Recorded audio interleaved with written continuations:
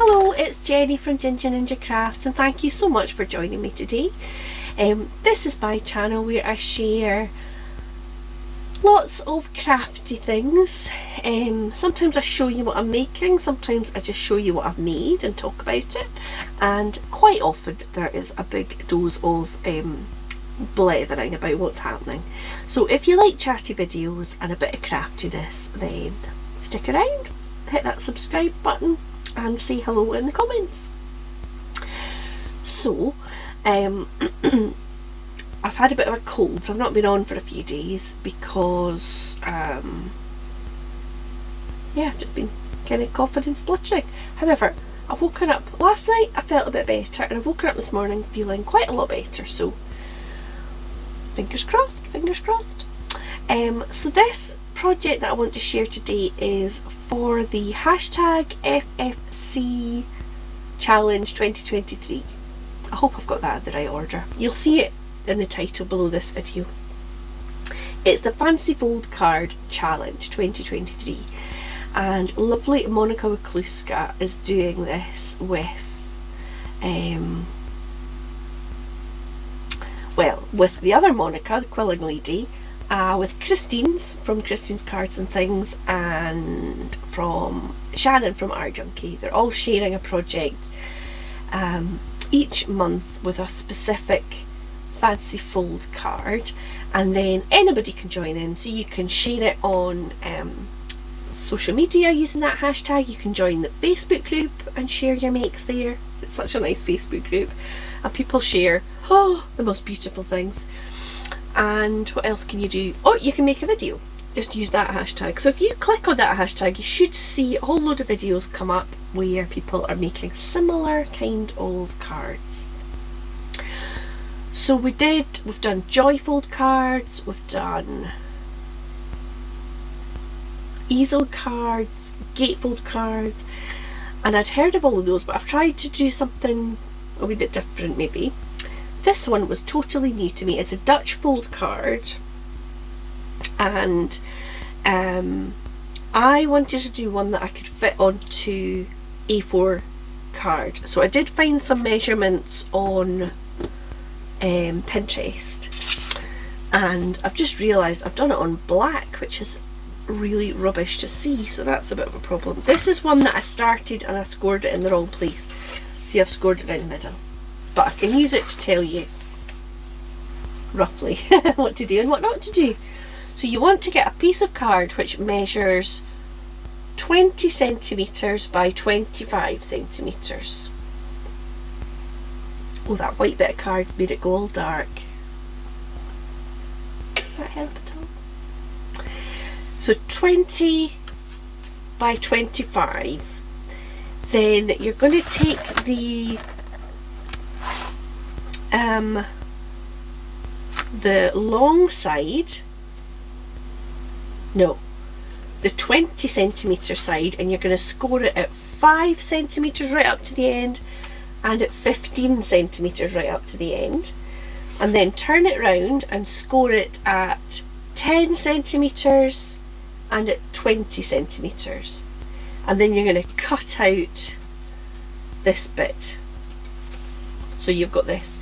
So the basic fold of it is this. Is like, I suppose it's like it's like little doors and then the bit. Does that make sense? I don't think it does. I will put the measurements in the description box for this video.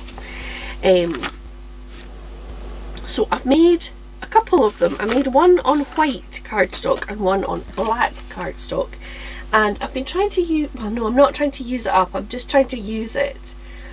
It's a big pad of paper. I made some vellum envelopes last week that you might have seen.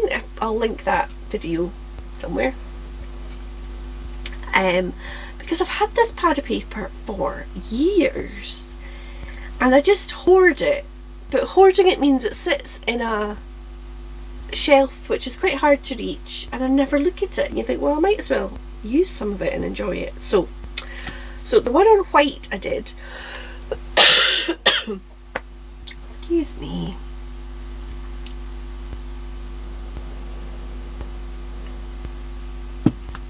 a wee sip. This is the one I did on white. So it's beautiful kind of feathery printed paper, and it's got a real sheen to it. So I did little black mats to make it stand out against the white, and then I just put 2 little squares down here and one up here, and then I used some feathery stamps which came with a magazine stamp set a few months ago, I think.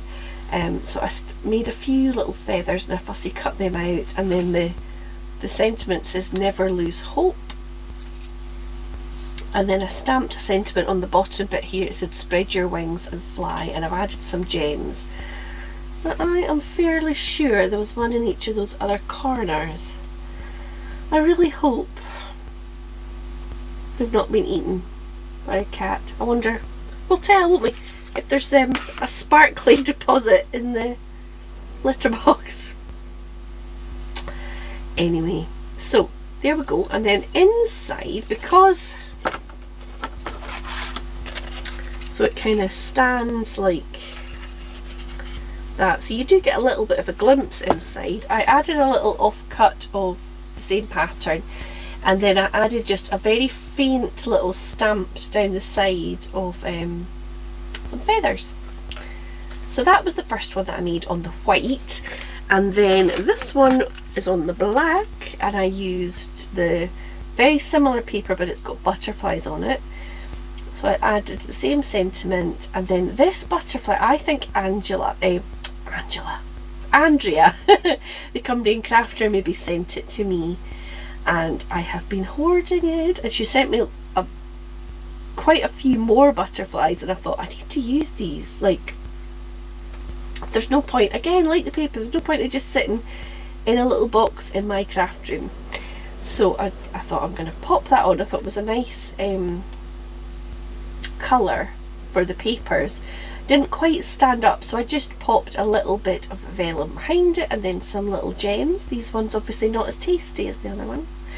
And then I did pop a little bit of white inside so that you could write the message. I put some wee gemmies, another little bit of offcut, and then I just stamped some little foliage there. So yeah, so that is my 2 Dutch fold cards. I really enjoyed making those. I think they are, there's something different. It's nice to try different things. I'm not very good at measuring things particularly exactly. Like this, when I scored it down the middle, and then I was like, oh no, that's not the right place. So but this kind of scoring I can manage. I think probably what I need to invest in is a bit of a better scoreboard. Like I've got this. I think it's Crafter's Companion, and it's got centimetres on one side and it's got inches on the other, but it only goes up to about like 21 centimetres. So, and it doesn't have like a lip that you buff it up against, and I'm never sure that I do a very accurate job with it. So maybe